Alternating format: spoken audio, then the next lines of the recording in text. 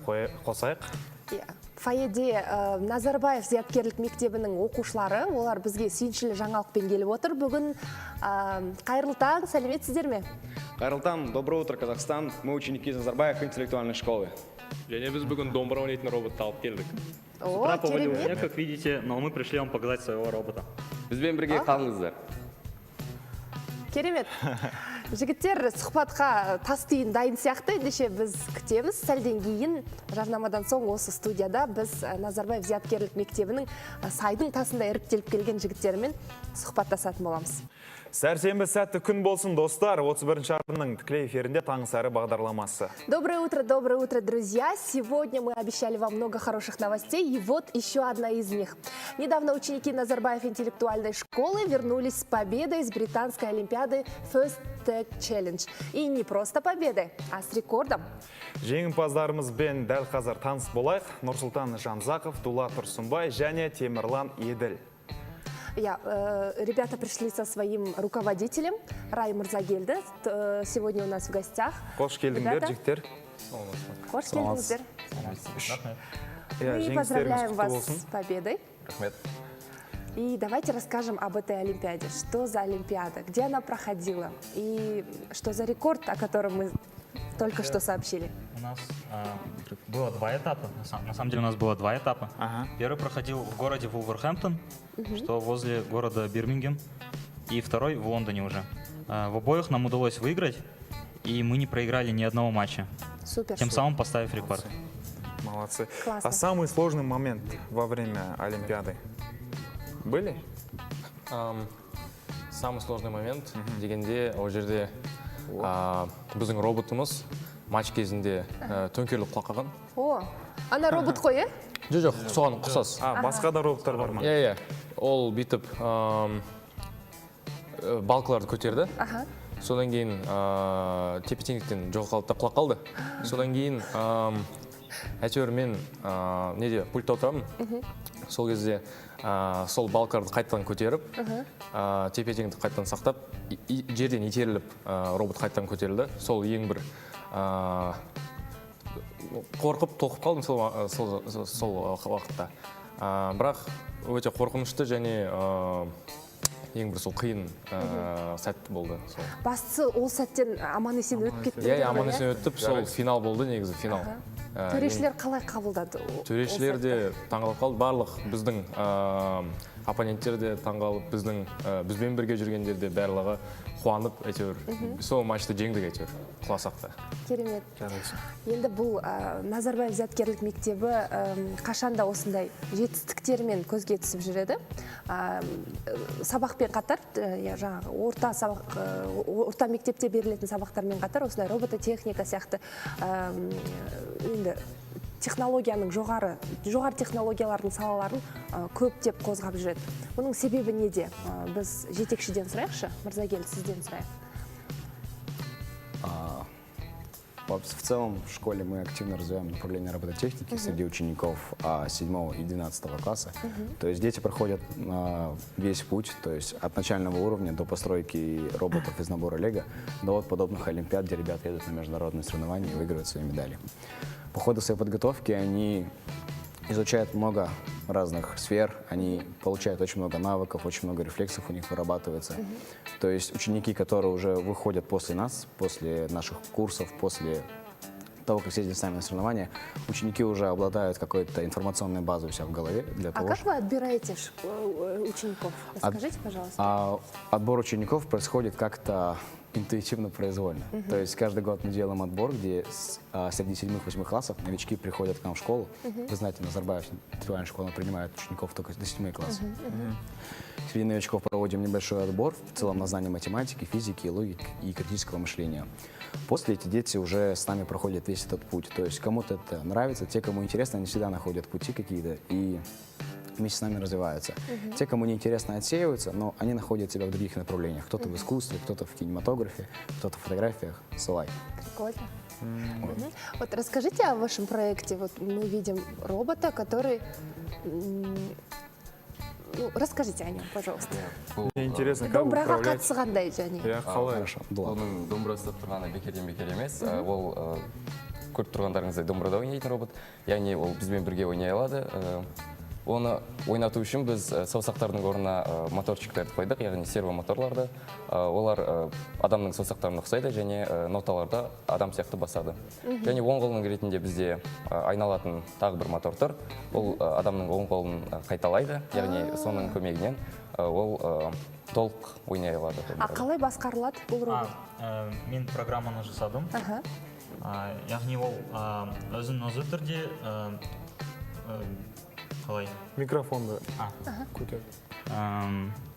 Оны өзін-өзі түрде басқару болады. Өзін-өзі басқарылады және және ол джойстик арқылы басқаруға болады. Керемет. Көрсетсек бола ма көрермендерге? Қалай болады әрине. екен? Бұл қанша уақытта ойлап жасалды? Біз бұны жасауға 10 күнде уақыт кетті. 10 күнде. Бірақ ол 10 күн біз үшін аз болды. Яғни бізде көбірек уақыт болғанда біз оны жақсырақ жасап шығаратын едік. Тамаша. 10 күннің Демек, өзінде. алдағы уақытта жақсартуға болады бұны, иә? Жетілдіруге. Міндетті түрде жасатамыз. Олай болса көрсек, мен де Тамашалайық. асығып отырмын көруге. Солай джойстик арқылы мен басқаруға болады. Керемет. Керемет. Технология. Домбыраны тағы да көтереді. Жастарымыз жасай берсін. Және ойнайды. Сөйлей алмай ма? Мәселе. Қазір біз шығып сонымен бірге ойнай аламыз. Жақсы. Тамашалайық Тамашалайық, ендеше. Жігіттер ортаға, мархабат. Мархабат. Құрметті көрермен, біздің жігіттердің жетістігін Лондонның халқы қалай қарсы алғаны бізге мәлім. Олар өте таңғалды және қуанды. Енді 31-ші арнаның көрермендеріне арнап, жігіттер осы номерді қайталайды. Так, раз, Қабыл алыңыздар. 3.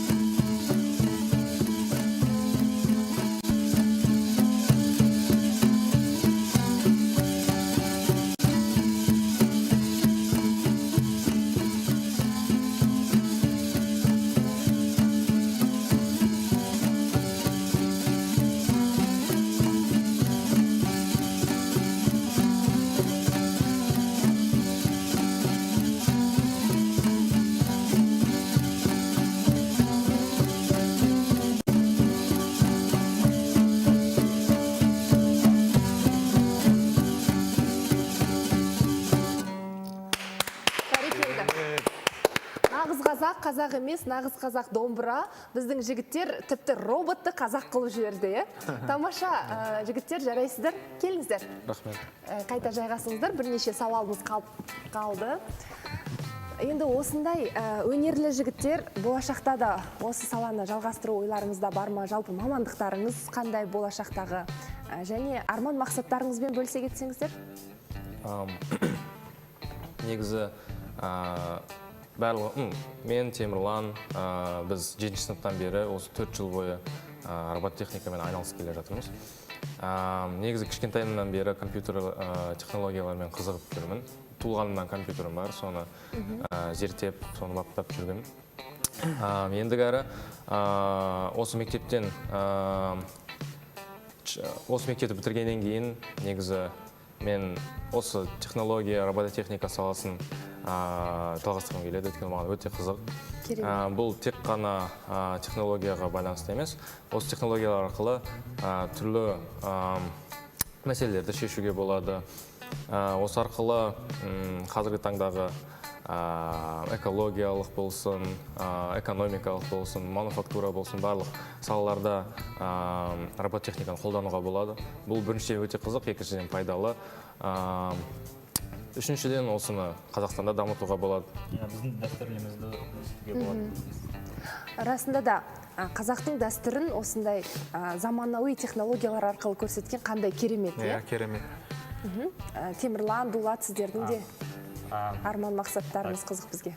Как сказал Нурсултан, мы занимаемся робототехникой 7 класса, но мне с самого начала понравилось программировать роботов, поэтому лично для меня это вот то, что мне нравится в робототехнике, это когда ты программируешь их, и они могут ездить.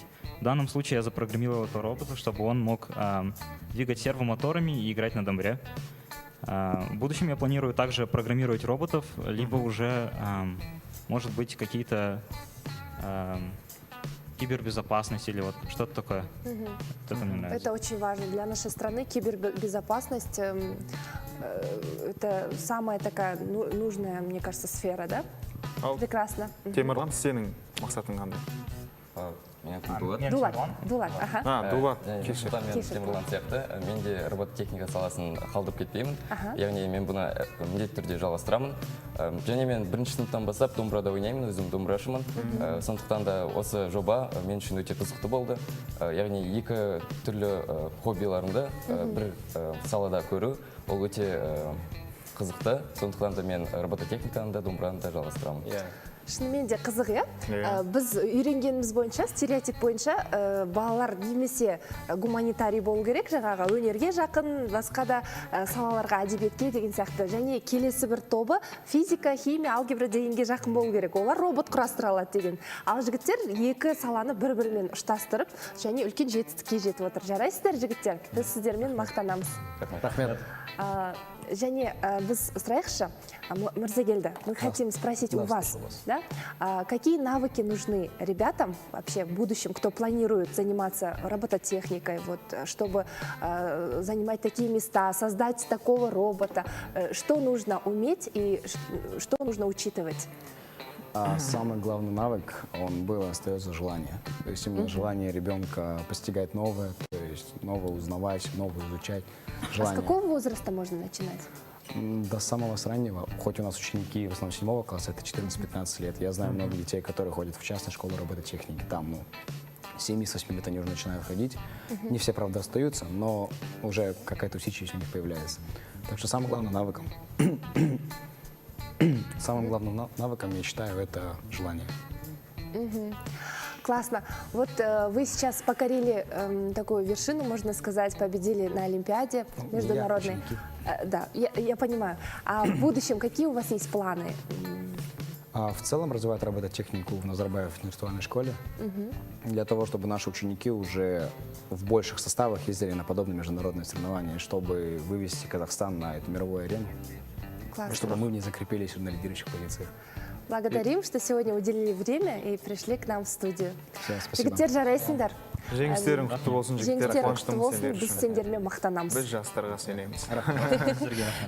Иә, құрметті көрермен, қазір жарнама, содан соң өздеріңізбен